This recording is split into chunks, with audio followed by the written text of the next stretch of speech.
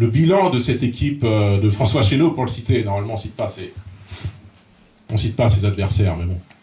Donc on voit clairement de qui je parle. François Chénaud, depuis 11 ans, n'a pas fait grand-chose pour la sécurité à Donge.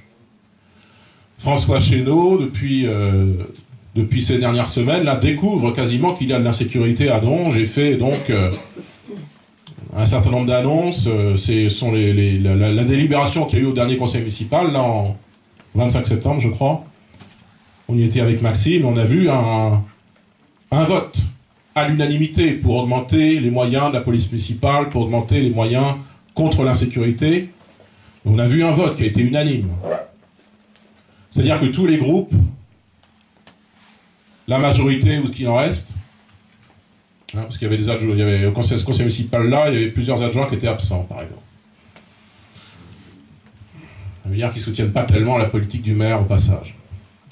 La majorité, et puis le premier groupe de gauche, et puis le deuxième groupe de gauche qui n'est pas d'accord avec le premier groupe de gauche, parce qu'ils se mettent un peu sur la gueule en ce moment, ils ne sont pas d'accord entre eux. Enfin, les trois groupes, en tout cas, ils étaient d'accord unanimement pour renforcer la sécurité à Donge, pour renforcer les effectifs de police municipale.